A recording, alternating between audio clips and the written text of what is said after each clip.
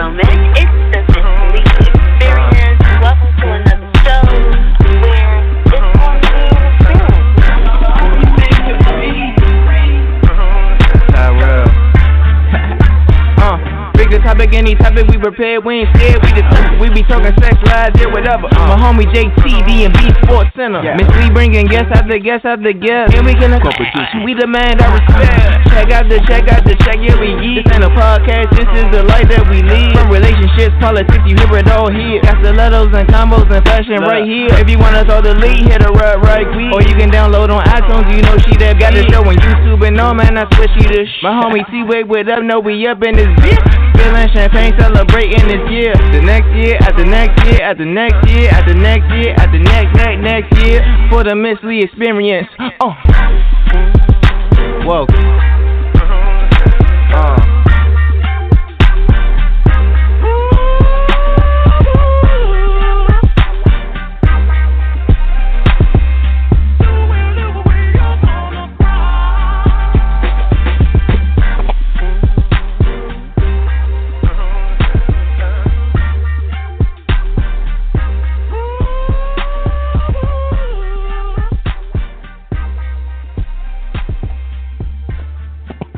What's up, ladies and gentlemen? It's your girl, Justmisslee. Welcome to another show where the experience is real, talking about real topics with real people and real music and all kinds of real conversation.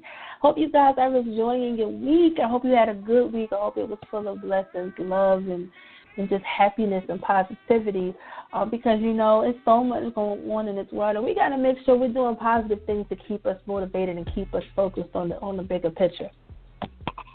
So with that being said, hope you're ready for the show. I miss y'all. I miss y'all. Because, you know, that's just what it is, man. Y'all my peoples, and I appreciate y'all. So tonight, y'all know, T mentioned last week that he's at CIAA out in Charlotte with his homeboys, enjoying the festivities out there. JT might be joining us tonight. He has the flu, but he might join in. I'm not sure.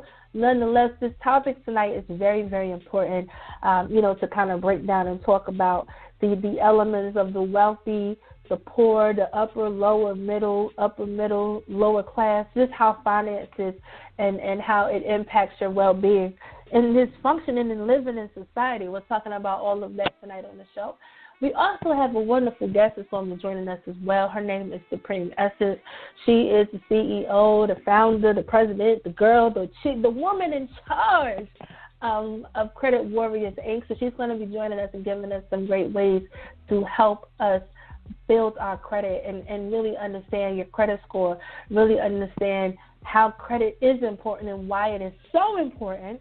So she's going to be joining us because, you know, you got to not only having the money, but you also got to be able to understand the importance of what to do and how does credit impact. Because you could have all the money in the world and not really have credit. Like, you need credit to make things happen.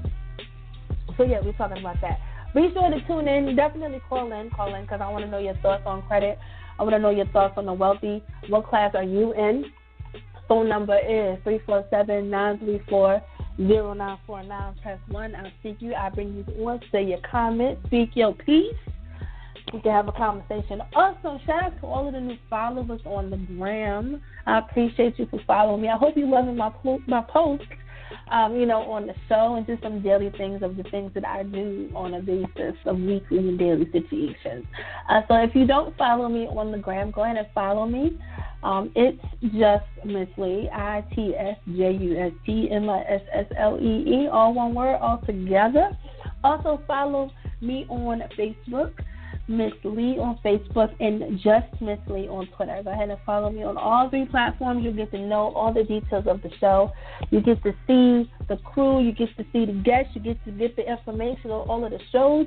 And if you missed the show, don't worry. Please don't worry. All the shows are available here on Blog Talk Radio, as well as YouTube, as well as iTunes in the podcast section. If you search for the Justmisslee Experience, all of the shows will appear. So let's get into this topic.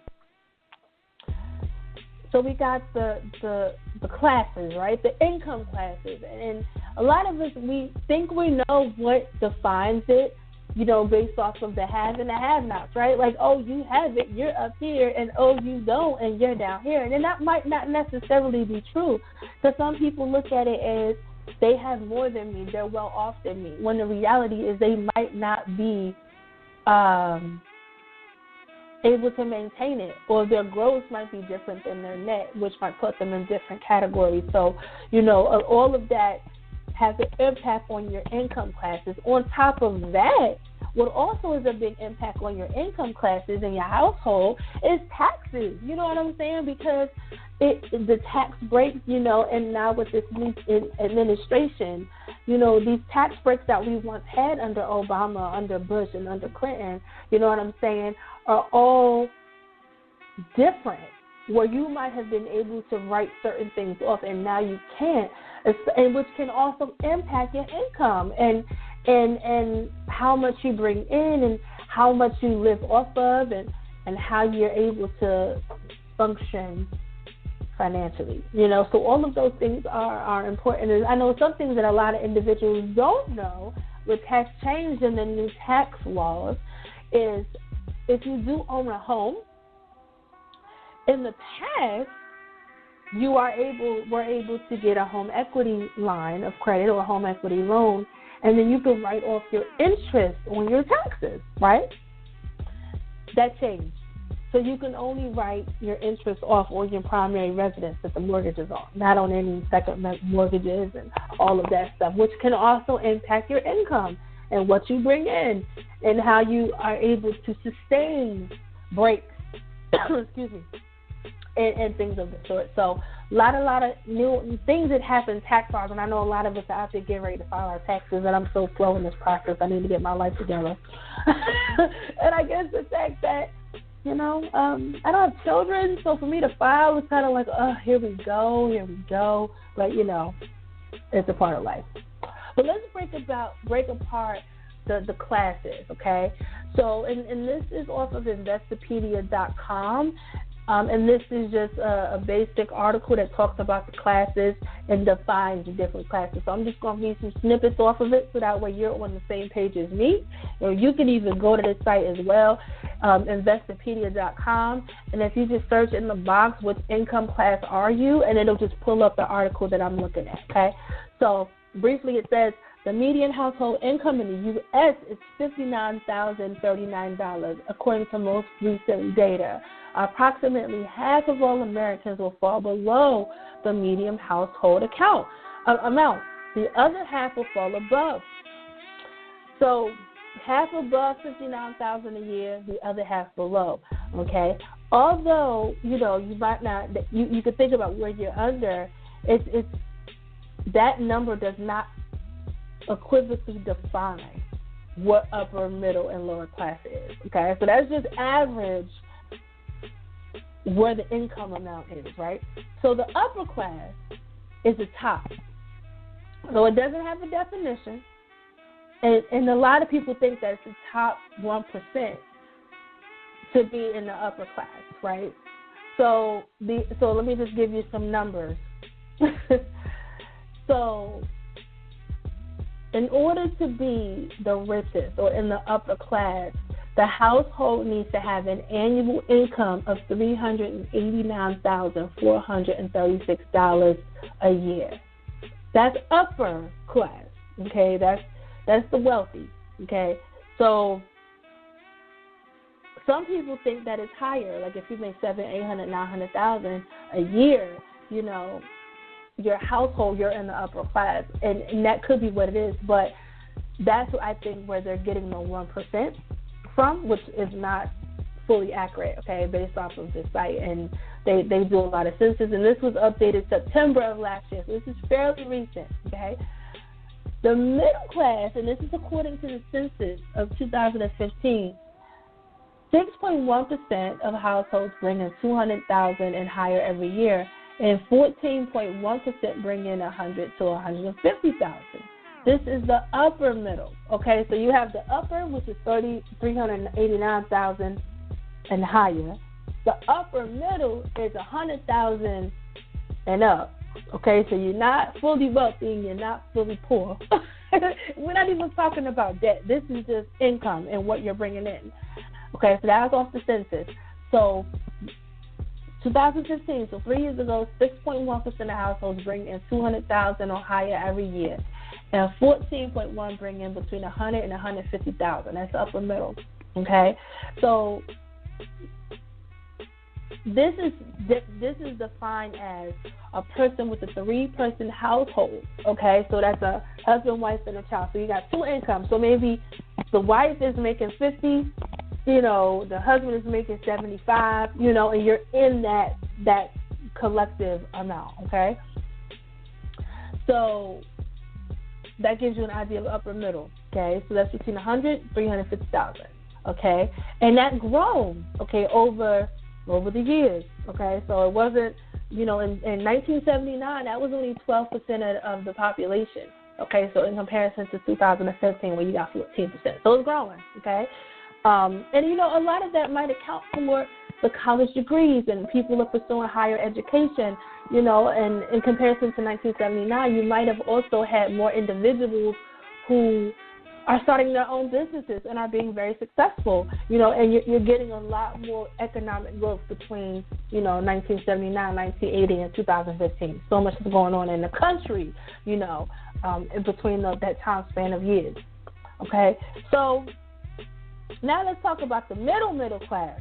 Okay, so the middle class is individuals who bring in income between $35,000 to $100,000. Okay, so that's 41.5%. So that's pretty much a good majority of the people you might know, work with, trying to make it do what it do. 26% of American households earn more than that. 32% earn less. Okay, so between 35% and 32%. Got a nice little difference there. Okay, so that's average median household. Okay, I know I'm giving y'all numbers, but it's important that we know these things when it comes to our income and what we're bringing in and what we're not bringing in. Okay, so that's middle. Okay, that's middle. 35,000 to 100,000. Okay, so, and that's adjusted household income. Okay, so. And let me give you a little bit more on this. The Pew Research Center defines the middle income category as including adults with family of 3 equivalent incomes between 2/3 and double the national median. This brings a range from $37,666 to $113,000 according to levels. So trying to figure out where you range, okay?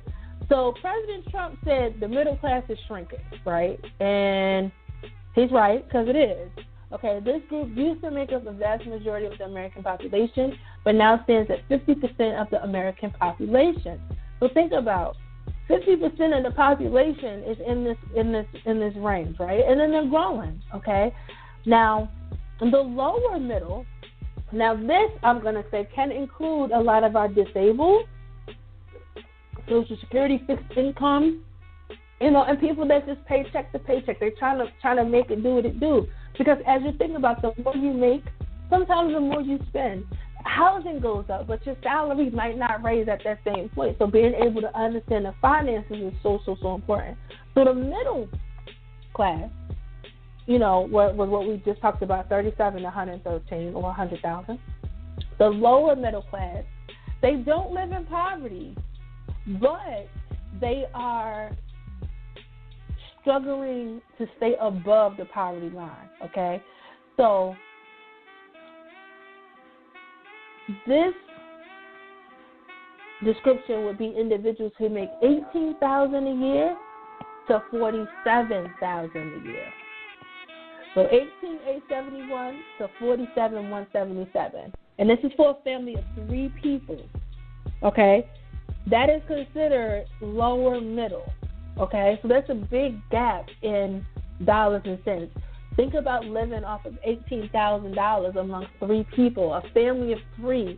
You know, and you know, you might be getting assistance. I mean, who knows where you are on this level, right? So 18,000 to 47,177. Okay, so that's as of a family of 3 from 2015. Okay, now the poverty. Okay, so this is when you just below the poverty line. You just you don't even make enough money to just live. Okay, so right now the current poverty threshold is an income of $24,257 for a family of 4. 4 people living off of $24,000 and $18,871 for a family of 3. Now, the reason why this figure is always in debate with, you know, again, this just came out last year, okay, is that many poor Americans that make this income are living in urban areas, okay, and they have a higher cost of living. So they're really trying to get by, like straight up keeping their head above water. You know, all of that straight good time, okay? You know what I'm saying? They're trying to make it, you know, and they're trying to feed their family. Might be, you know, they might not have the opportunities due to financial strain, due to educational levels, due to sometimes history in their family, you know, those cycles that keep going through.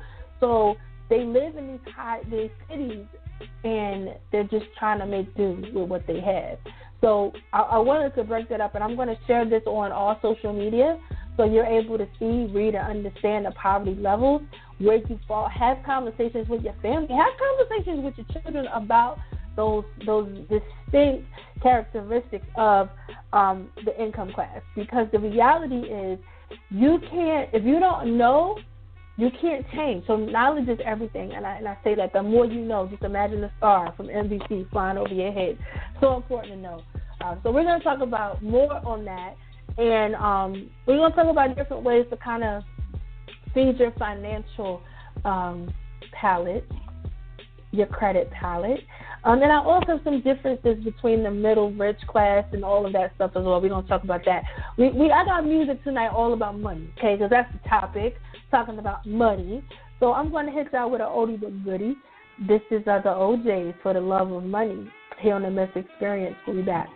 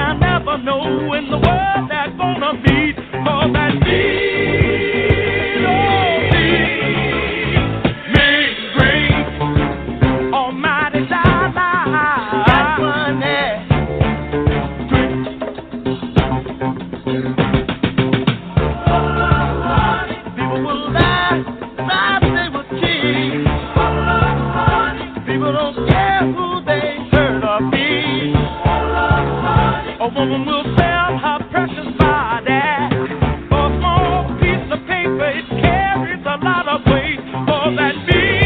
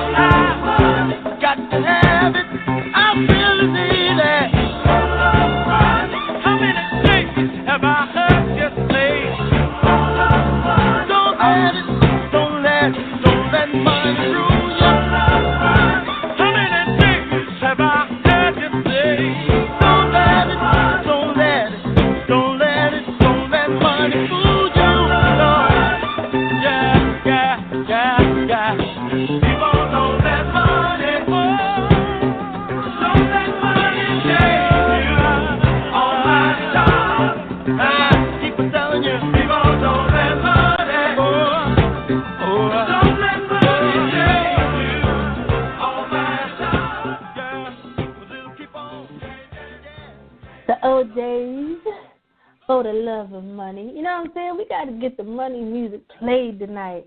Uh-oh, my lights just flickered. We're going to pray that the electricity don't flicker here in Maryland, because I'm telling you, it's crazy in these Maryland streets with the wind being 65 miles an hour, trees being knocked over, schools was closed, you know what I'm saying, messing with the wealthy in the middle class, you know. Oh, it's flickering again. We going to keep this in prayer, y'all.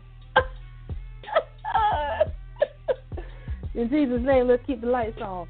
It's Justmisslee. We're talking about the upper, the lower, the middle class. I told you earlier we have a very special guest who's going to be joining us. Her name is Sypreme. She is a president, CEO, founder. She's doing her thing, inspiring and helping individuals get good credit scores. So not only being able to have the money, also being able to pay your bills, keep your credit, keep it good, keep it going. Okay, so I want to talk about some differences. So 10 differences between the middle class and rich people. Because I feel like, I know we have some seniors and let's talk about the seniors and the disabled, and I feel like a huge important component of, I feel like our elderly, our disabled, fixed income individuals, I feel like they deserve more. Okay, they worked, they've struggled, they built up their retirement, and you got to plan to retire. You really, really do. And sometimes you can't effectively plan because as you stop making the money that you were making in the past, and on top of that, property values is going up. Cost of living is increasing.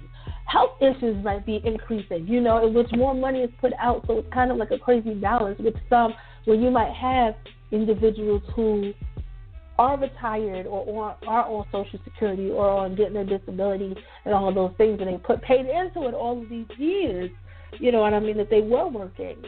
However, it's a situation where life happens, and because life has happened, they haven't effectively budgeted, or they can't plan for the unknown. So it's either A, you live in fear not to spend what you saved, or B, you keep working because you don't want to be in the poverty level, because some people only make $20,000, $30,000, $40,000 a year. You know what I'm saying? It's so much to think about. So I wanted to talk about some differences between the middle and the rich people, okay? And this is on lifehack.org, okay? So I got a lot of resources tonight. I hope y'all loving it. The middle class live comfortably while the rich embrace being uncomfortable, which is interesting. So middle class live comfortably. So they're saying that typically it's comfortable to work in a safe job. You're working for someone else. Comfortable means happy. But rich people realize that things happen and they put themselves in uncomfortable situations. They take more risk. They create wealth. They achieve great results because they're driven to be wealthy. And that's a big thing, between the middle class and the rich. A lot of people who are middle class, I see them a lot at my job and things of that nature. They tend to not want to step out there and do new things because they don't want to change. They're comfortable. But just because you're comfortable, it doesn't mean that you're happy. Something to think about. Okay? The middle class live above their means, and the rich live below. Now,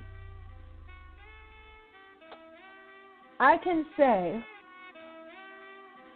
in the field of my 9 to 5,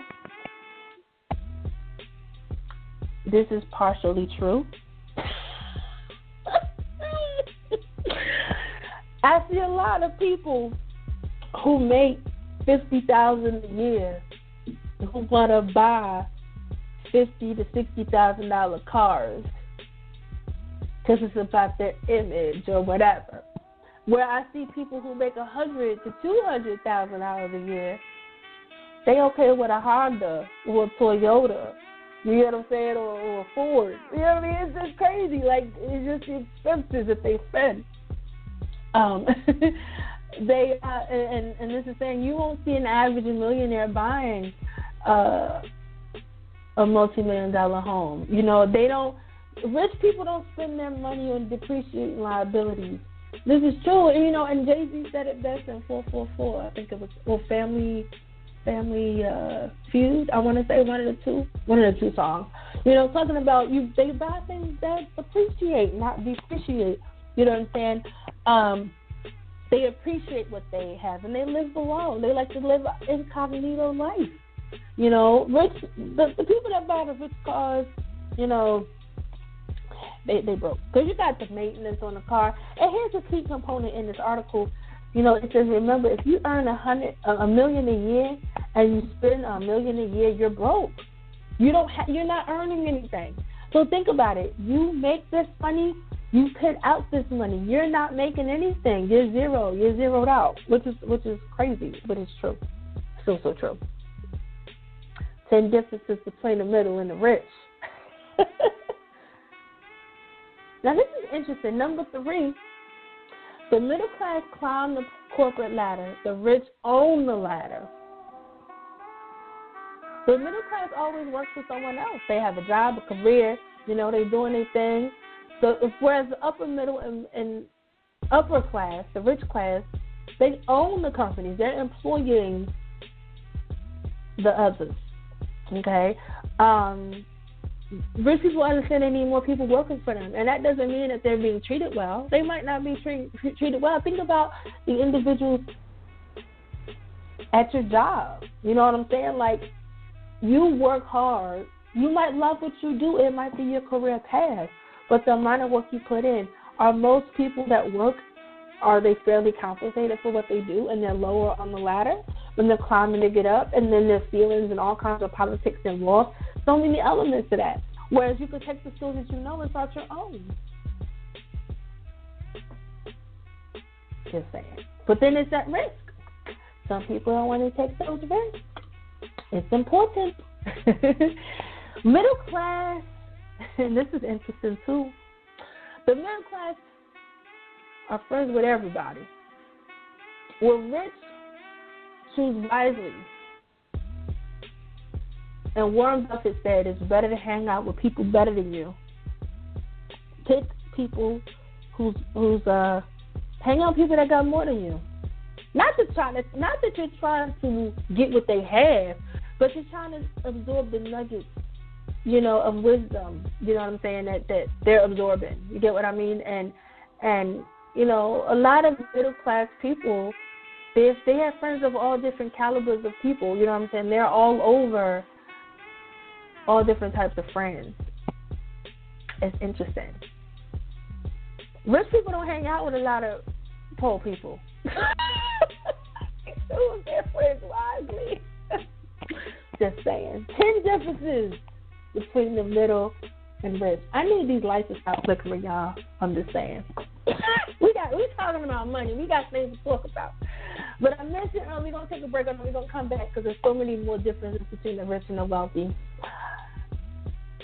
I mentioned earlier that we do have a special guest. This young lady is motivating, changing lives, educating, building warriors in credit. She has so many different ways that she's impacting the community. She's helping educating individuals on credit, how it works. You know, she is out there educating on credit, educating on ways to pay bills, handling and getting you empowered to do the wonderful things And that's, she started out on her own. You know what I mean? And she's making people more views than credit. This young lady, her name is Sypreme Essence. Ladies and gentlemen, welcome her to the show. Welcome, welcome, welcome. Hello. Hi. Hey, how are you? Welcome, welcome. Thank you. I'm doing well. Thanks for asking. How are you today? I'm doing good. I'm good. This topic, finances and money and upper class, lower class, all of these classes, people think money is like the most important thing, but credit is just as, if not more important. Many levels. Oh, yeah. So tell everybody, Sypreme, like what made you get into the credit business? Give them some background. All righty. Well, first I'd like to thank you. Thank you so much for having me. I appreciate this wonderful opportunity. Thank you. Yes. And back in 2016, in February, I didn't get a tax return. I didn't get no taxes. Okay. And every year was my come up, getting my taxes. I would start little businesses. I would just do all kinds of stuff with my taxes. I would ball out. I just wasn't ready. Mm-hmm. Okay. So back in 2016, I had a 17 passenger bus that I took, and I turned it into a store, a fashion store. Okay. And, unfortunately, my bus broke down. I needed $4,000 in repairs, and I thought I could just go into the bank and get the money because I was a business owner. Little did I know, I got rejected because my business wasn't structured properly. Oh, gotcha. So, it was horrible. It was a really, really horrible feeling. I came home. I said, babe, you know what? I think we need to get our credit right because the bank is not giving us anything. So that's when I went to the secondhand store, bought some books on credit, and I became obsessed, started studying, started using little techniques that I read, and went to the library and studied cases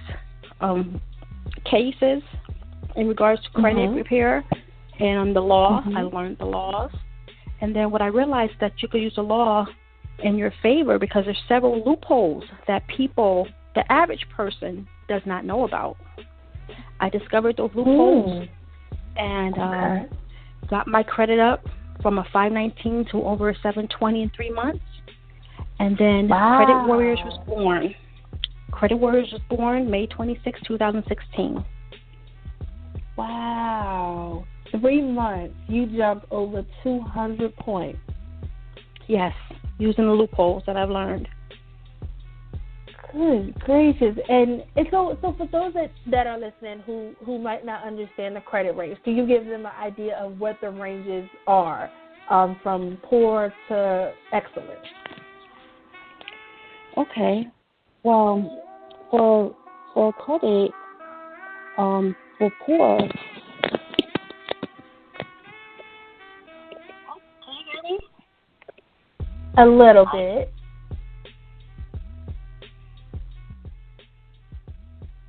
Uh-oh, I think we lost her. She might call back. She's going to join us in a little bit.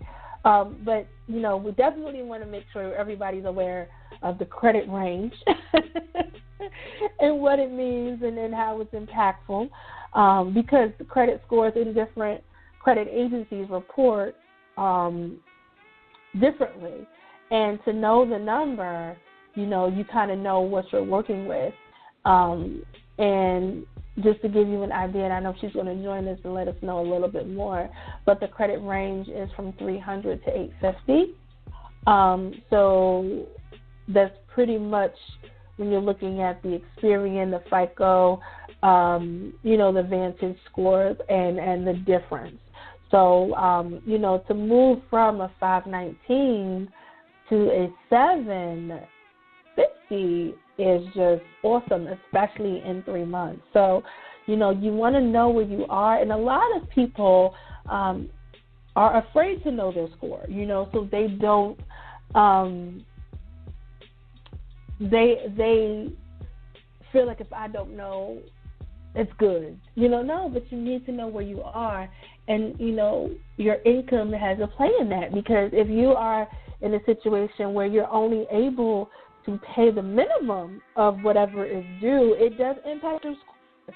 So being able to live in a situation where you're able to handle your debt, your bills monthly, being able to budget things out, being able to learn how credit works, and being able to learn the loopholes and things of that nature, you can definitely grow your score and make it impactful, and make it in a way where you're able to pass that wealth on and be approved for a home, be approved for a car, be approved for all those things. So even though you have the money, got to have that number to go along with it. So hopefully Supreme Essence will join us back. But what I'm going to do is play a quick song. We're going to come back, and we're going to talk more about income, credit, and all that good stuff. So here's a little Bruno Mars, Cardi B, because, I know I said music, money, but we're going to play this, and we're going to come right back real quick. We'll be back.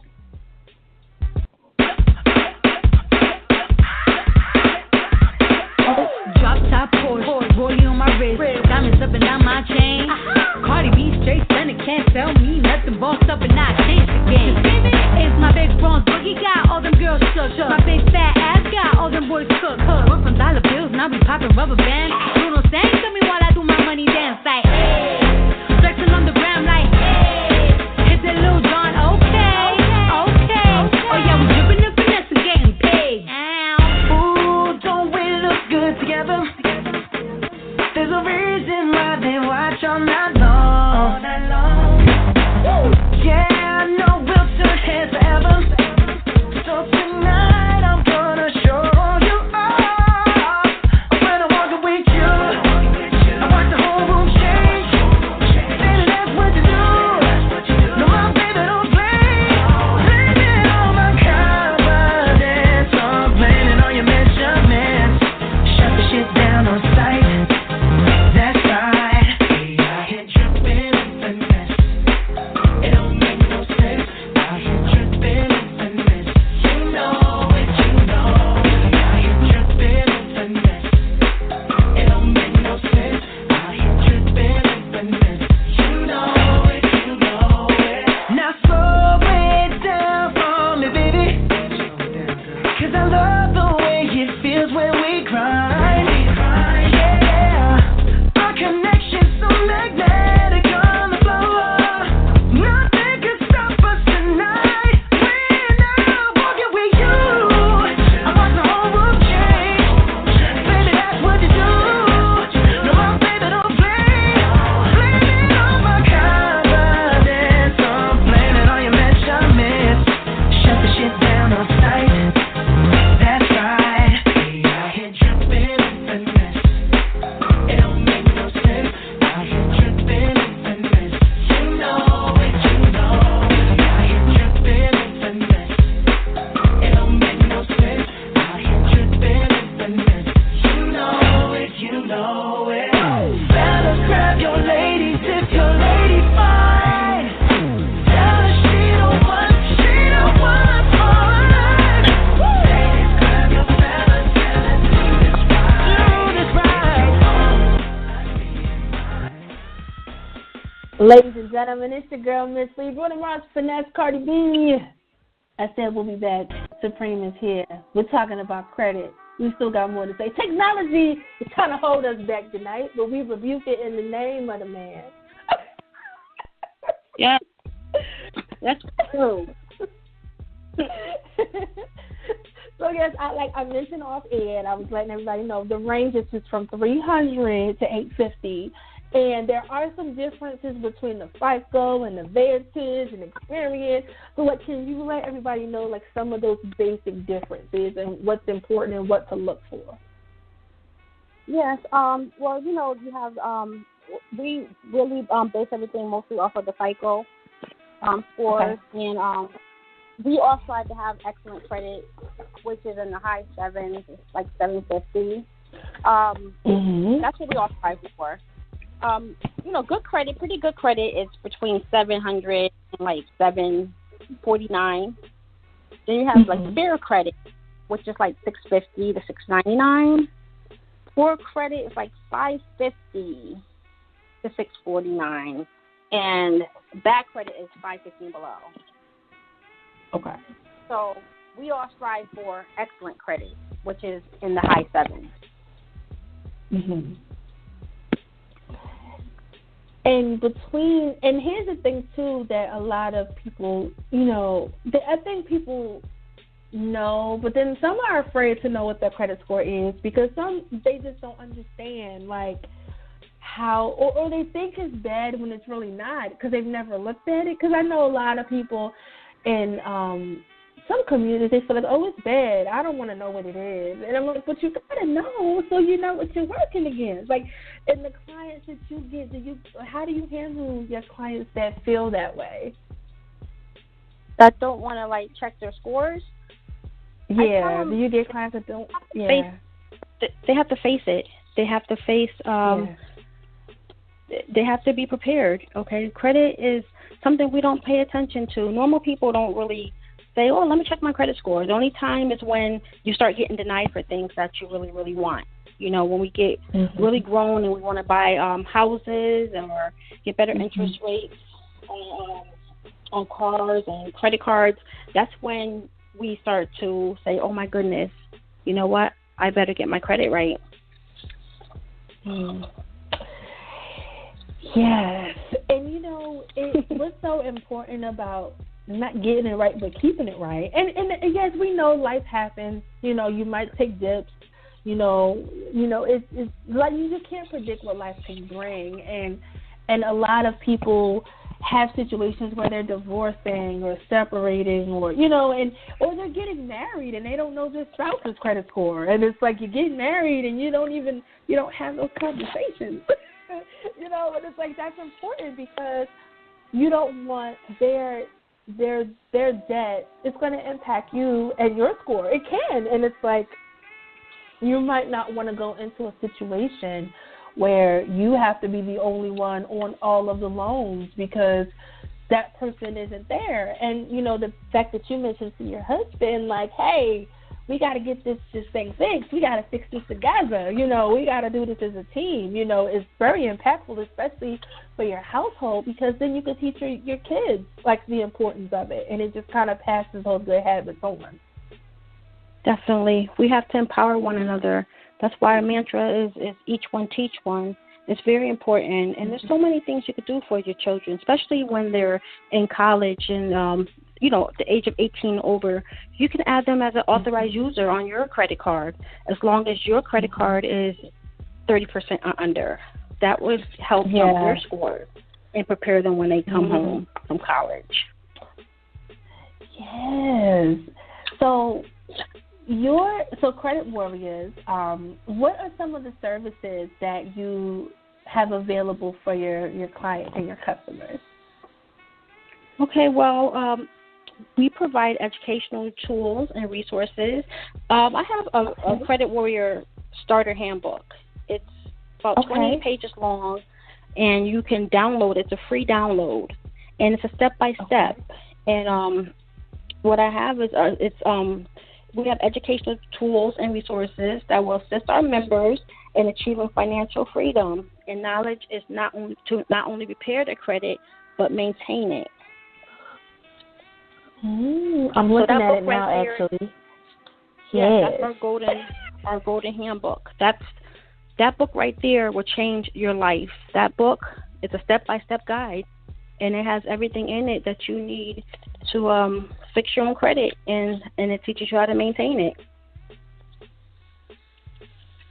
So for those out there that might not care or might not understand the impact of it, I think people might get the impact that you might not get approved for a lot of things because of your credit. Like, okay, but how does the interest rate impact your credit score? For those that might not know, how does the interest rate impact your credit score? Well, so how does the credit score impact your interest rate? If you're low, your interest if your credit score is low compared to someone who has really, really perfect credit, for a car you can pay like $10 grand more than what a person with excellent credit would have to pay for a car. Like, it's really that serious. It's really that serious. I'm serious. It's like if your credit score is like between like a 500 and like a 579, like your interest rate can for a loan could be like 9.670%, and your monthly payments will be like $1,700 versus someone with really great credit, and theirs will be like $1,100. So you'll be paying like way more than the average than the person with perfect credit. Yeah, it's real, and it's like and it's unfortunate that I see it a lot. I work in banking from my 9 to 5, and I see individuals come in who, especially when their car breaks down, how you mentioned, like you need a car, and it's like you might not want to get it fixed, but you're just in a situation where you're impulsively having to buy a car because you're like, I got to get to work. This is what I need, and, you don't pay attention to what your credit score was, when you got the first car, and your rate might be high, and now you're paying so much more a month, and the car might not be worth it. And now when you're trying to get a new car, it's like you're rolling in negative equity because the rate was so high, and trying to get out of it, then you're trying to come up with down payments because, you might not be in a situation where you have a 750 or 720 or, whereas your rate is like 2-3% on that vehicle, whereas when you look at it trade it in, you don't owe as much because you're not paying all that interest on the car. So it touches so many layers of how the score and the rate and what you're paying out of pocket per month is impactful, and I think the more that you said, like, we're knowledgeable, you're going into the situation in the best case scenario, which is you don't want to wait to the last minute. You really don't. Definitely. I mean, you want to walk into that car lot with a check from your credit union or your bank for the price of that car. You don't want them to run your credit 13 times, and I mean, it can lower your score. I mean, your score can drop like 60 points or more. I'm serious. Once they take your application to that back room, it's over. You have to go in there with confidence. You have to go in there knowing what you're talking about. Give them the check and buy your car that way. That's the best way to buy your car. Don't ever let them run your credit because you'll be screwed. Girl. They know. They know when people know. They know the difference between if I was to walk in that car lot and someone with less favorable credit. They know. They can see you coming from a mile. Yeah. And they just trying to. And here's the thing: when it comes with the car, like, dealers are trying to get you into the car. They don't care about what you can afford. They really don't. And when you go in, like Sypreme said, ladies and gentlemen, like, prepared, like, I'm pre-approved for 20 grand. I know I want to spend 15. We're not going over 20. You know what I mean? And it's like you have that leverage because dealers, all they care about is getting that car off the lot. They might pretend that they care about you, but they have a job to do, and it's like you're the one that has to pay for that car for 50, for 60 months or 72 months or however long you're paying on that car. So you want to make sure that you're putting yourself in the best situation, while being educated on the process and how it works. Definitely. I know that there's so many conversations, and some people might not understand the difference between a soft inquiry and a hard inquiry. What's the best way to describe what those are and how it can impact your score? Okay. Well, a soft inquiry, when they pull your credit, meaning the creditor, when they use the soft, when they pull it with a soft inquiry, it doesn't affect your credit score at all. It's basically trying to see where you fall in if you get pre-approved for something. A hard inquiry will definitely drop your score, sometimes 14 points from just one hard inquiry. That's when they're running your social security number. The soft inquiry usually uses the last 4 digits of your social. And you can get credit cards actually using a soft inquiry. Really? I did not know that. I figured they just kind of do this like mailer. Those are the mailers that you get in the mail, like, hey, you're pre-approved for this, but then they still ask you for your social when you call. Is that so? That's different. Yeah. Well, it's actually called the shopping cart trick. Oh, okay. The shopping cart trick. It's a legal way. It's legal, and it's a way to obtain credit cards with only a soft pull.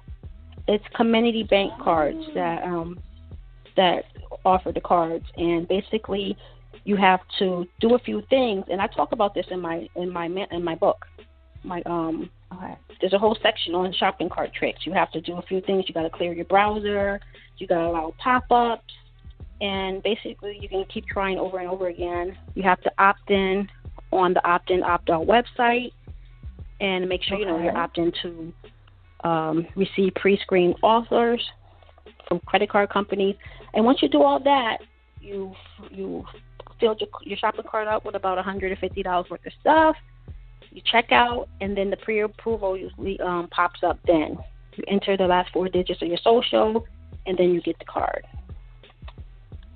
What? Yeah, so that's a great way. Wow. Okay. Okay, so wait. So you like go to, I don't know, like oldnavy.com or whatever. I don't know. And then like you're buying all this stuff. And I see the offers, especially like Amazon and like all, those little things.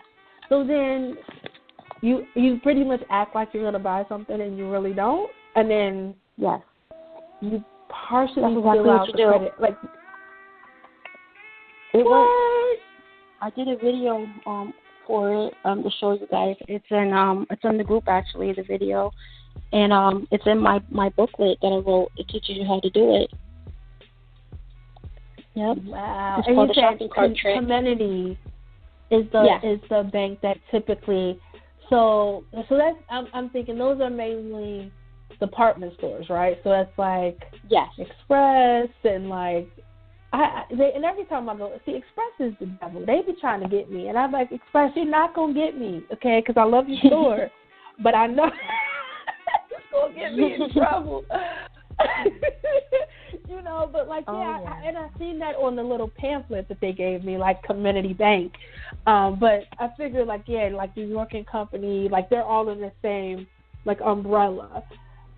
Oh, yes. All right, y'all. Oh, yeah. Go to credit. But you just don't want to go crazy. Right, right. Yeah, you just want to do that. It's for people. Yeah, you just don't want to like go crazy. It's for people who normally, because it doesn't go by your credit score. It goes by what's in the like in the central base in the centralized system. So it's not going by what your credit score is at all. It's it's a random pop up too, so you're not always going to get it on the first try. Or your friend might get it and you might not get it, But there's several different stores, and it's online also. You can look it up, the shopping cart trick. It's nothing that I made up. It's just something I discovered, and I passed on the information to my members in my group. Gotcha. Okay. And I see on your book, because I'm looking at it, I'm perusing through, So there's so many things with collections and charged off loans and all kinds of elements, especially, and I know this is huge because I see it a lot in my industry, like utility bills and all of that stuff being on credit. Like, but see, what I've noticed is like if you owe Verizon or Comcast or AT&T or whatever, like, those are on your credit report, and it can give you a derogatory mark. But then once it's paid, they fall off, but they never happen. So do you find that that's a normal thing? Are they supposed to report to your credit, or like, because it is a utility bill, and it's kind of like they do have your social, I guess, to get you approved for the electric bill or whatever, but do you find that more people that you help have a lot of utility collections on their credit report as opposed to other things? I see everything. I mean, no report to me is worse or better than the next one. I see a lot more hospital bills than anything. $53 bills, $29, little tiny bills that are just forgotten. People don't understand. Once you miss a payment, your score can drop like 60 points from one missed payment. And then it's like, oh, forget about it. Or they're just too busy and they forget.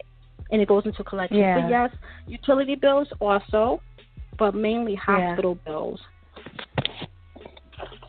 See, I feel like, and I know this has a lot to do with the individuals in office and how we change some of those laws, because I feel like, you got your co-pays and all those things that might, it might have been hospitalized or whatever, but I feel like it's not right for your medical bills to affect your credit. Like, it's like, because the thing is, you don't plan to get sick. You really don't. It just kind of happens, and then, you might be in a situation where you're living paycheck to paycheck, and you really can't afford to go to the hospital, but you got to go. And then the fact that now you might have had a 690 or a 710 credit score, and all of a sudden you didn't pay a $40 copay, you're down like a 630, and you're like, wait a minute, like, and then you have to build it back up to where it was, all because of the medical bill. It's pretty sad. We gotta do better. Yes, it is. We definitely do better. Just collectively, we really do, and we have to help one another. When you receive knowledge like this, you have to pass it on, and that's what we're based on. Credit Warriors it started off as a Facebook group May 26, 2016. We incorporated into our official business on July 19th, and then in Georgia we also incorporated our business October 11th of last year. So we're growing really fast. But the thing is, before we became an official business, and even now, it's all about passing on the knowledge that you learn. And that's why I would never sell this book, my manual. I would never sell it. It would always be given away for free.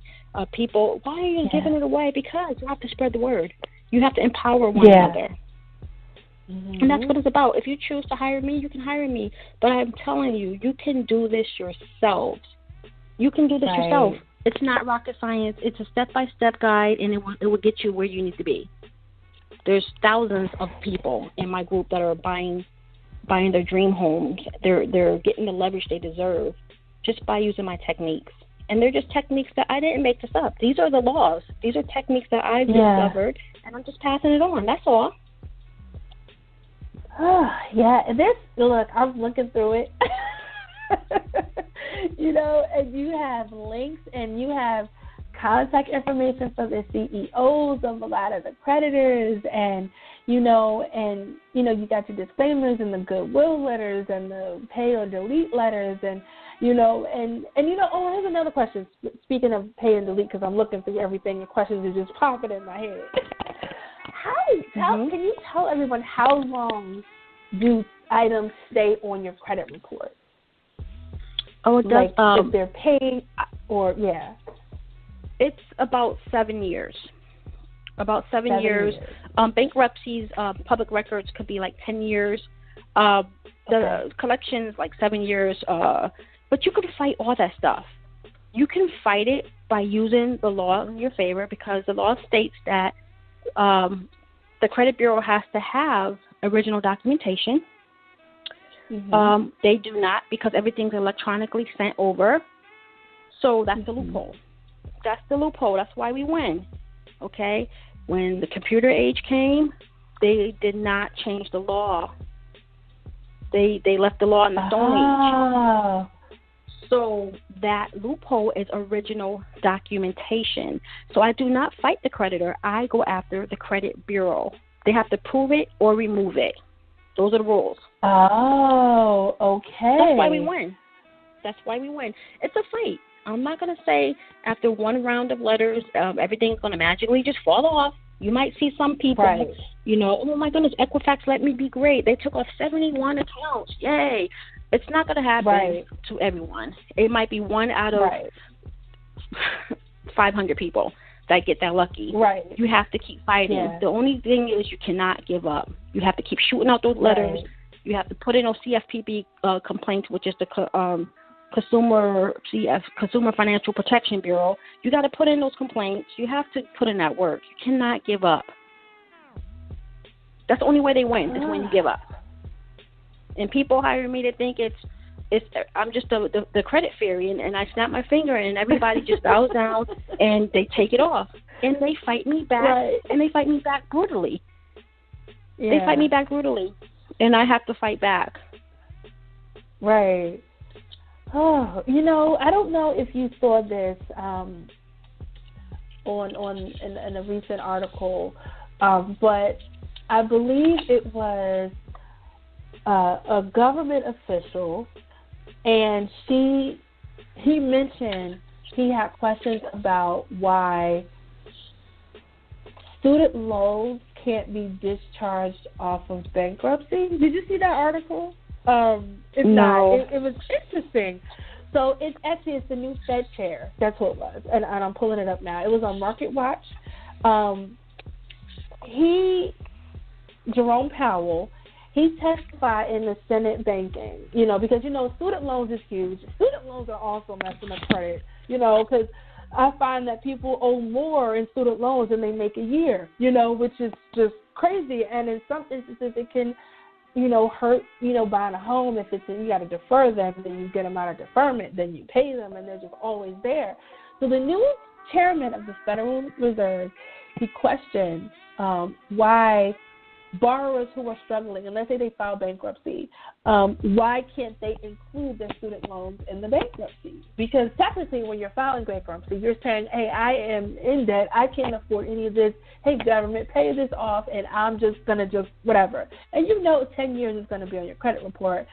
But he said that 40 million Americans have about $1.4 trillion in student loans. And out of that, and I think this was a part of those laws that you mentioned, how the laws have been updated to the reality of, it's not meeting, today, and how life is going on. Because if you think about student loans back in the 1980, 1990, they weren't as expensive as they are now.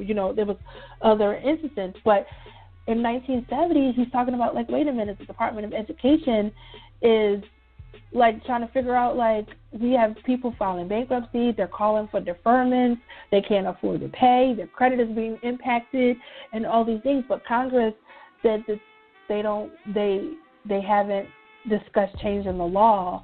So it's interesting to see what happens, because he's the new chairman of the Federal Reserve Board, and he's questioning it. If someone's saying, I can't afford to live, but you're going to keep the student loans on there and it's reporting negatively, it's not helping them because they can't afford it. Very interesting. Oh, yeah. Yes, definitely. With student loans, student loans, I stay in my lane. I do the credit thing. I leave that to the people who that's their. I have an admin, Yannette. She knows a lot about student loans. And student loans is I tend to try to stay away from that right there, but those are killing a lot of people financially. I mean, they haunt, man. They haunt you. You have to pay them off aggressively. That's the advice I give to people. You have to try. If you have a repayment plan of $12 a month, man, you got to triple, quadruple that payment. You got to get it down as fast as you can. I mean, it really hurts you when you have too much debt. People don't understand that. It's use crazy. Your tax and money, it's do whatever you have to do.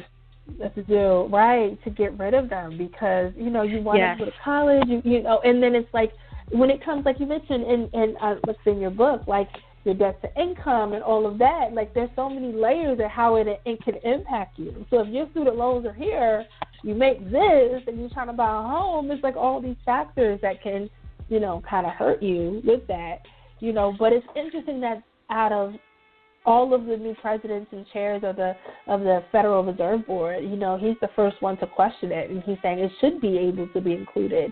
And then in the article, how they have the forms, people say, well, what I can do is just put it on my credit card and then put the credit card on bankruptcy. Wait, like you said, people try to find loopholes to not pay student loans back, and it's it's sad, but not to say that you should just file bankruptcy, because that's never good for everybody either. It really hurts you. It does. It hurts so bad. People just don't know. It hurts. Yeah. And that's the thing. Like, I get, there are situations where people have to, like if it's, but then you do have to look at your resources and learn, go to a financial counselor, like figure out what you can do to avoid it. I say to anybody, like, that should be your very last resort. That should never be number one. And I know you might see this in your client base or when they consult with you, when they inquire, like, some people try to file just to get out of paying things, and that's never the right thing to do either, because it's still a habit that you have.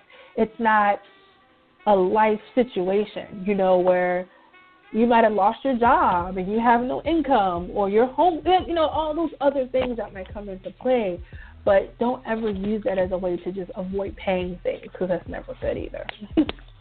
Yes, there's a lot of young people who are filing bankruptcy by the droves. I've been in this industry. I have never knew that so many young people. I thought bankruptcy, my whole perception of bankruptcy was like older people that had like so many assets. It's young people that are trying to get out of paying their bills, and they're so desperate, and that's their only, for them, that's their only hope. So people out there, if you're listening, that should be definitely your last resort, to file bankruptcy. Yeah. Or, or reach out to Credit Warriors. See what we can do. Like, there's services available for you. You know what I'm saying? And I'm on the website, but I definitely want you to let everybody know, like, what type of services you offer, and how can they connect with you and your team to take advantage of your services. Okay. Well, Credit Warriors, most of it is, like I said, it's each one teach one. It's you go and you enter to the group. It's Credit Warriors, each one teach one. You go into our group, and you will hit the search bar, the magnifying glass, and anything you need to know, it's in that group. Any answers. Okay. I do credit repair, and I also will sit with you on a one-on-one or over the phone and teach you how to do it yourself. It takes about an hour, and I'll sit with you while you write down your notes, and I will guide you on how to do it yourself. Before you pay me or anyone else, all right, I would say try it yourself. If you have the time. If you don't have the time, then you will pay a professional. But if you do have the time, I would say grab the book, download the free handbook, and that guide will help you every step of the way. Yes, because I'm looking, you have so many free files, information on hard inquiries, files on rebuilding your credit, the best and worst secure credit cards, which is a great thing to know, information on a 609 letter. We have those letters, too. We have all those letters. I forgot to mention. I'm sorry, I didn't mean to cut you off. We have all those letters on our website. There's a paid portion of the website. You pay $20 a month, and you have access to over 100 letters, literally over 100 letters, different letters to fight the credit bureaus. Wow. See, it's right there. It's all right there. What's interesting is I didn't even know what a 609 letter was, and I'm reading it to dispute errors and other inaccuracies off your credit report, late payments, and all of those things help, increase your score. So a lot, it's out here, y'all. Get your life. Yes, it's in there. It breaks down everything. My handbook and my website is very, very informative. It has it's a live website also. My admin David, he's the one that runs that website, and there's new information being pumped into that website like every hour, like different information, different articles. It has so much. And my book breaks down everything. Like, it literally will break it down to a science, and it's written in a way where you guys understand. It's not complex at all to read. I wrote it Yeah. so it can be as simple as possible. And before I let you go, I know you might have gotten a lot of questions with your customers and just in your Facebook groups and things of that nature. The whole Equifax breach a couple months ago, and it's scary because you don't want your credit, your Social Security number to be impacted, and how did your team handle that? Because I know some people were doing security freezes and some people were signing up for their trusted ID alert system. Like, how did your team handle supporting your customers with the breach? I tell everyone to sign up for some type of credit monitoring service, something that will give you alerts if anyone ever tries to use your social. You'll get an alert. Also, I advise them if you're really, really, really worried about it, you can freeze your reports. You can freeze your third-party reporting agency reports also, and suppress those files with LexisNexis. Unfortunately, that breach did occur, but you have to be prepared. Yeah. You have to be prepared for stuff like that to happen, and just stay in the known, man. Just pay attention if you get to your emails, because usually that's where you'll get an alert, an inquiry alert. Yeah. And if you see any suspicious activity, you have to call immediately. You'll call the place where the inquiry occurred and let them know that wasn't you, And we have multiple inquiry removal letters also. So we have letters that will demand for the company to remove that inquiry if you have no credit attached to it. Got you. Okay.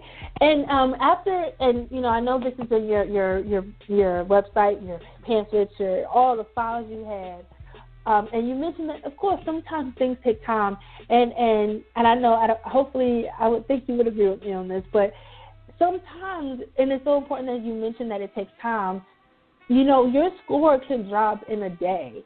And it's hard to build it back up than it is to start, And when I'm talking to my new customers, at my bank, and especially college students, they're getting credit, they're trying to understand, and, it's important that I advise them of, hey, because you have no credit, it's so easy for you to start high.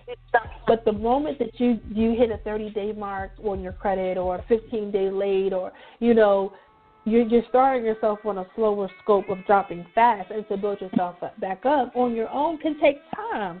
So, I think people should understand, that nothing is a quick fix. You have to build the habit and understand how it works. And, and even with different credit cards, and for those of you that are able, that's listening, to join a credit union. Credit unions have the best lending rates. Okay, like if you could get with a local credit union for your credit cards, your loans, your cars, you have a better way of getting different products and services that can help you build and talk to you and answer those questions. So, yes, Capital One and Bank of America and all these other places are great. However, they may not have those tools and resources to educate you on how it works. And to have a service that Credit Warriors, where there's links and resources there, and maybe your local credit union, if you can join one, those are things that you can use to your advantage. Because, like you said, each one teach one. You got to learn. It's all about that knowledge.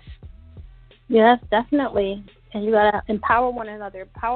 Don't be a hoarder of information, you guys. You have to empower your neighbors. This is how the community builds and it heals. It's when you help one another. You teach one another. Be patient and love one another. It's all about positive energy. Yes. Especially in 2018, y'all. Like, look, everybody up here talking about Wakanda this, Wakanda that. Like, we got to build this thing on up. That starts within. Wakanda starts within. You have to be that example. Mm-hmm. It starts within. Mm-hmm. That's what people fail to realize. Yeah. It's within. Yep. Okay? It's true. It's true. So let everybody know Miss Sypreme Essence. If y'all like, who is this lady? That's Sypreme Essence. She's the woman that's in charge, making it do what it do with Credit Warriors. She's changing lives one credit score at a time. Can you let everybody know where they can connect with you on social media, maybe if they want to email you a question or something like that, how they can connect with you. Okay. Well, right now, my admin team, they're great.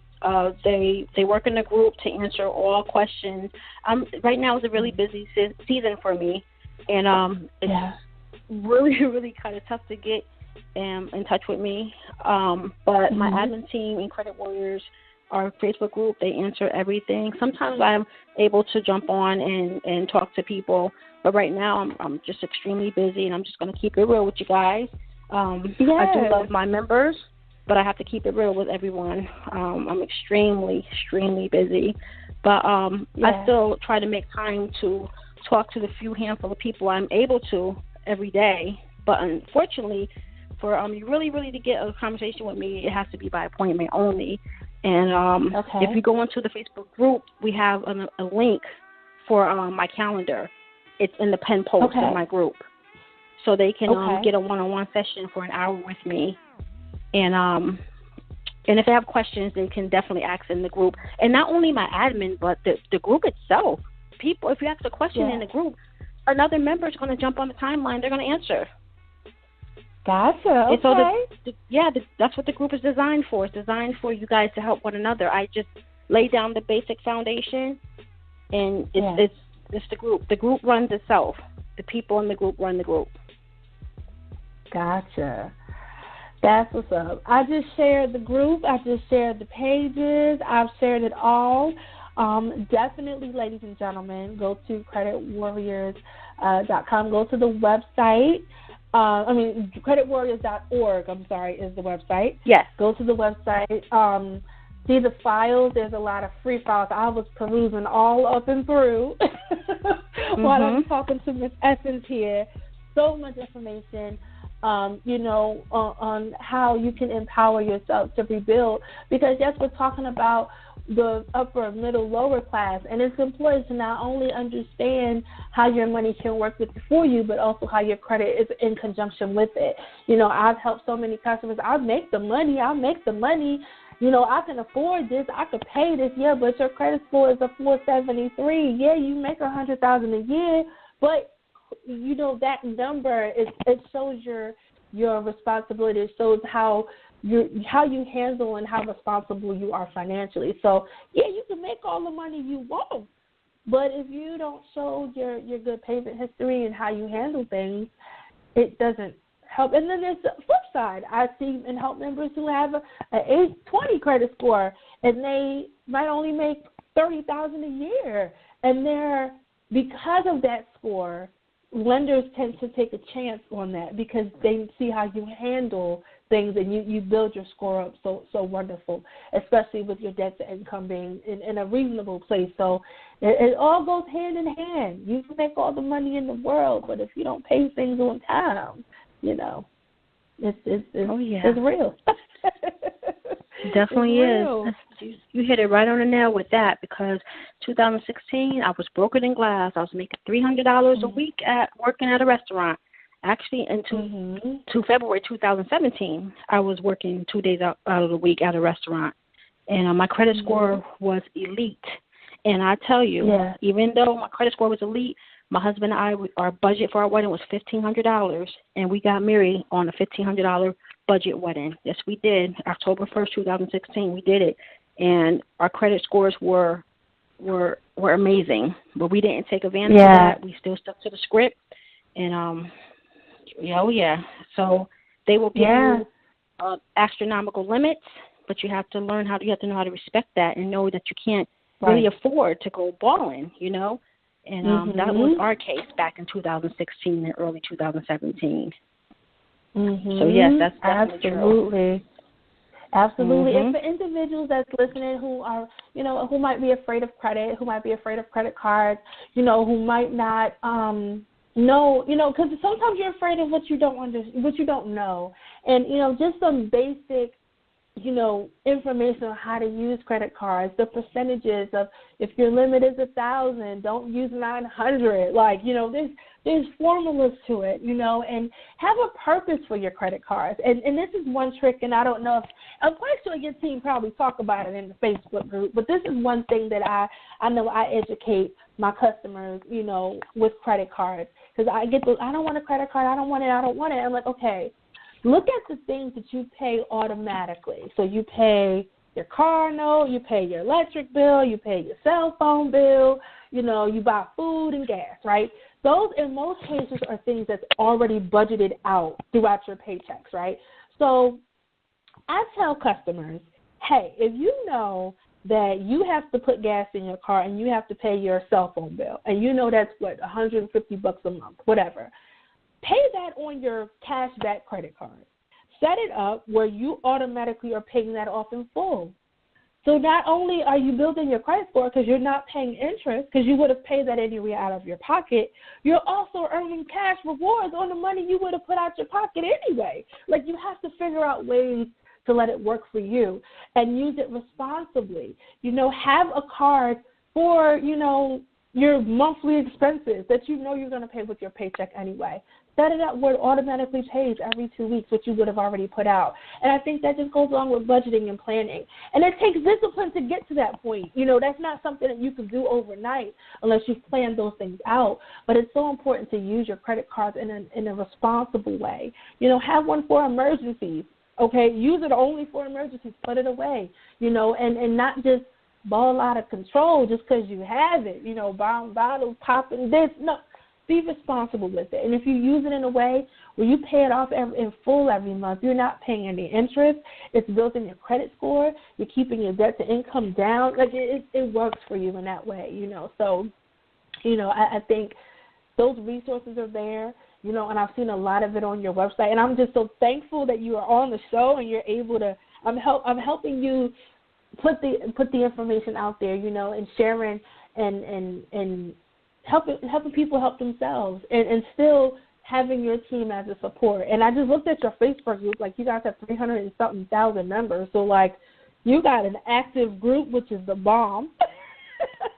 Yes, I'm telling you, we have actually 422,000 members in our Facebook group. Oh, wow, yes. Lord, yes. It's so, actually it's 424,000. 424,547. I can see it on this end because I'm the admin, so that's how many people. Okay. Yes, I just put my little request in to join the group. I shared it, you know what I mean? I shared your page.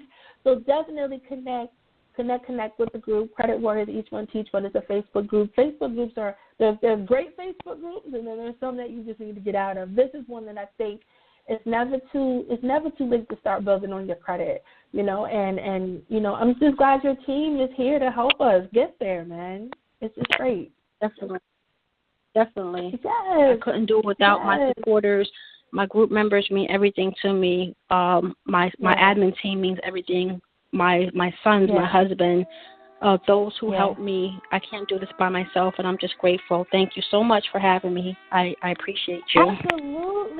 Absolutely. We definitely got to have you back on, because credit is something that grows. It changes. Laws change. All kinds of things are changing, and the more people that we can help get to that place of financial responsibility, financial wealth. It's just so important that we empower, especially our minorities and women, and I think these are some things that should be taught in school. Like, kids should know this, and they should understand this in high school, and understand that financial literacy, because it's just huge. It's so important. So I thank you for hanging out with us. You're definitely Thank you for having member. me. Thank you so much. No problem. Yes, man, shout out to your team. Much love, and I'm sharing the page. You guys check it out. We're talking about the rich class, the upper class, the lower class. I still got some more differences between the middle and the rich. Like, we got to talk about that too if we close out the show. Tonight's music is all about money, right? So I'm going to go back with a little Kanye, Gold Digger. We'll be back. It's Miss Lee. It's Sypreme Essence, Credit Warriors.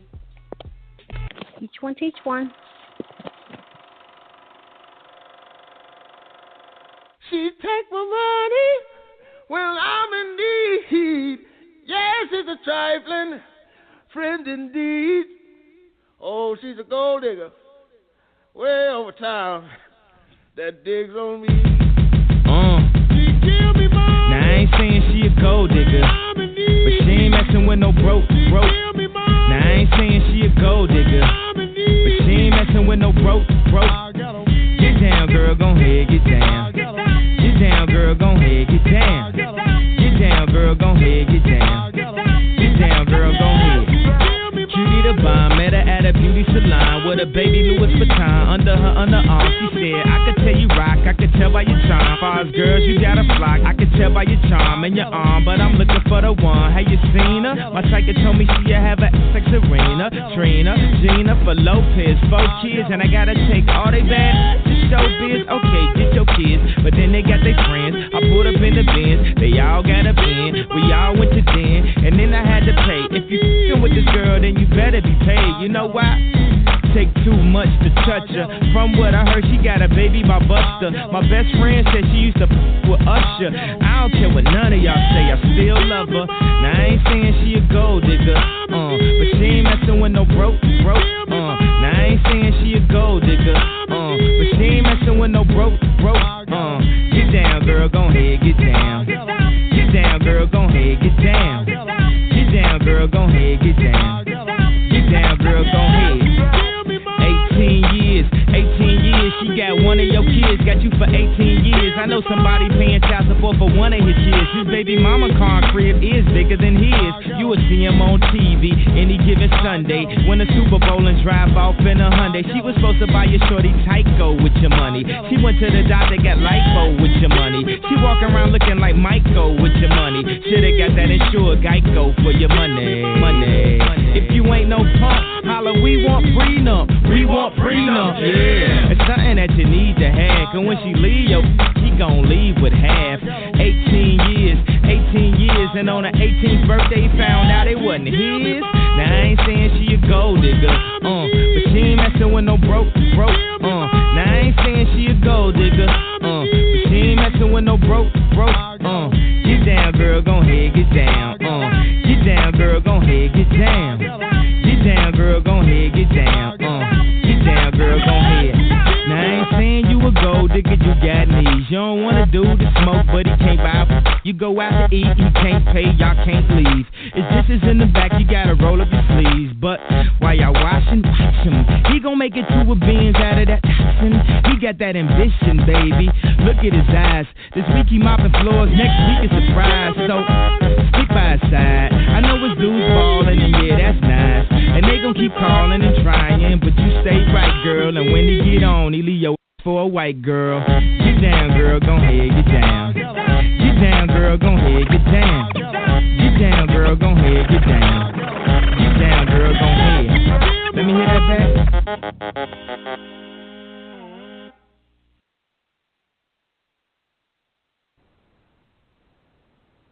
What's going on, ladies and gentlemen? It's your girl, Miss Lee, Kanye West, Gold Digger.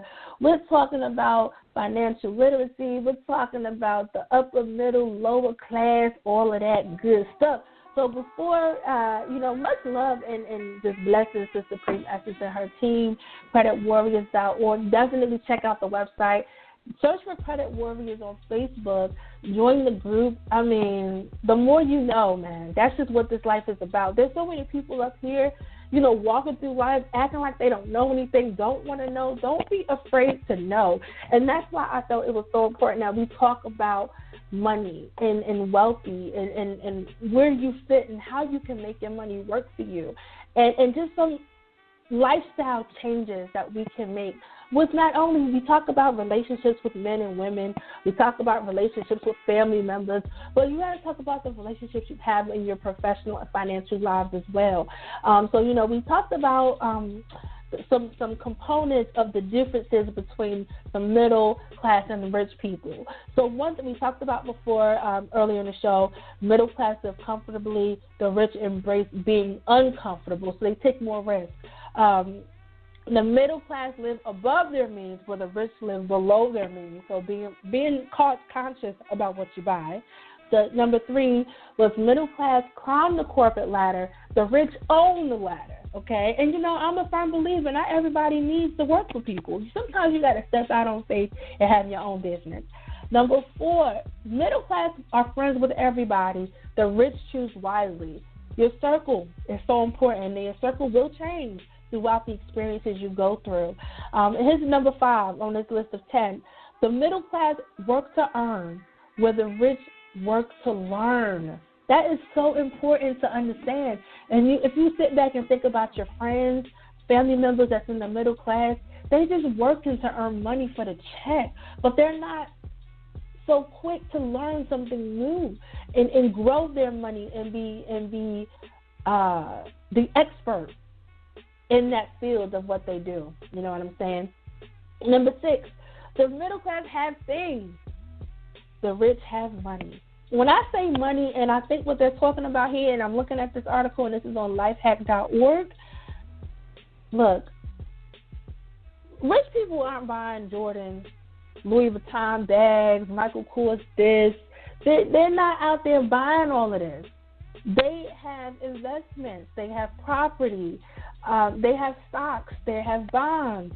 They have CDs. They have money manager accounts. They have all of these things that help them earn on their dollar. It's okay to treat every now and then.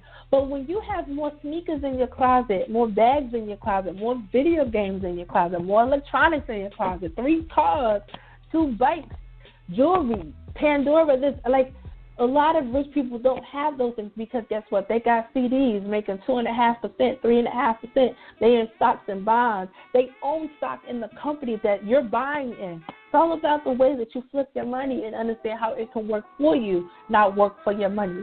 Number 7, the middle class, they focus on saving, where the rich focus on earning. Ties right into it.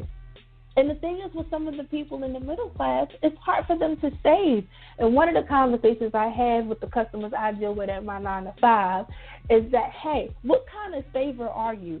How good are you at saving? Are you someone that if you see it, you got to spend it? Are you someone that you're better off saving if you don't see it? So guess what? Ladies and gentlemen, talk to the people at your bank. Set up automatic transfers to go to an account that you don't see. Every 2 weeks, $25 could just go to that account. You don't see it.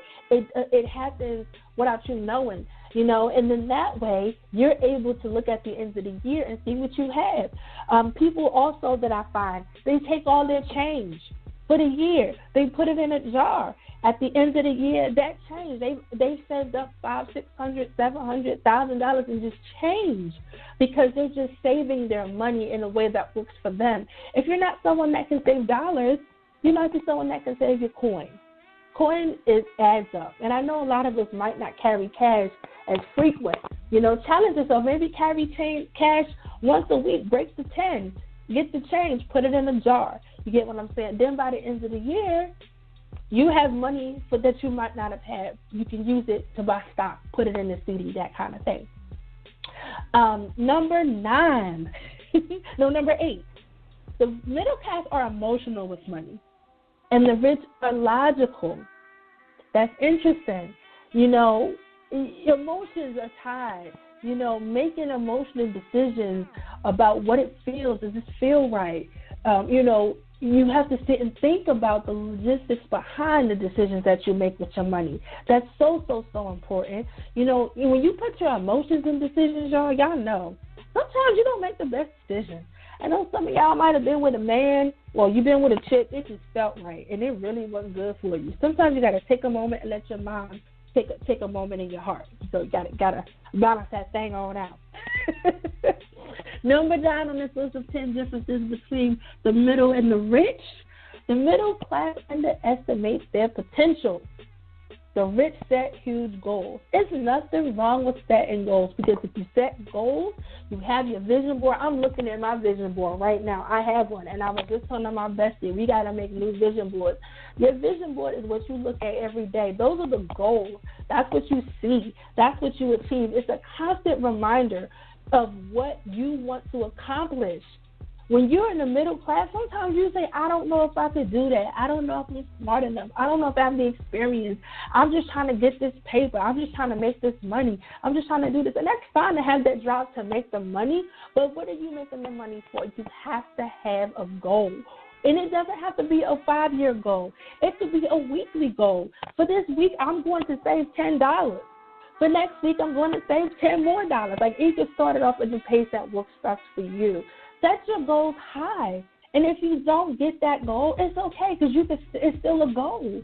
The goal is hit when you achieve it and surpass it. Then you can set another one. Don't ever think if you're not making your goal, it's a failure, because it's not. I mean, I think Will Smith said it best on his Instagram. You gotta actually, it was my man Nick Foles. Your failures are your successor, because I'm an Eagles fan, and that's just what it is. And number 10, last on the list, the middle class believe in hard work, and the rich believe in leverage. Okay, because you got the resources when you're rich. It's okay to have the hard work, but sometimes you got to have leverage too. This is what I can bring to the table. What can you bring to the table? Let's put our ducks in a row. Let's see who got the bigger ducks, okay? And guess what? I'm going to go over here with my ducks because your ducks ain't quacking the way that my ducks quack. You get what I'm saying? So, ladies and gentlemen, I hope you got a lot out of this topic tonight, between credit and wealth and finances. Look at how you're using your money. Think about how you can leverage what you have, because you're literally, like, this life is not promised. You know what I'm saying? It's already been reported Rick Ross is on life support. People are dying. So much is going on right now. And you want to make sure that you're setting up your financial wellness for your next generation. You know what I'm saying? I'm tired, ladies and gentlemen, of seeing GoFundMe pages on Facebook to bury people because you don't have your finances in order. We might be living paycheck to paycheck, but you can break the cycle. Everybody has a gift. God has given all of us a gift.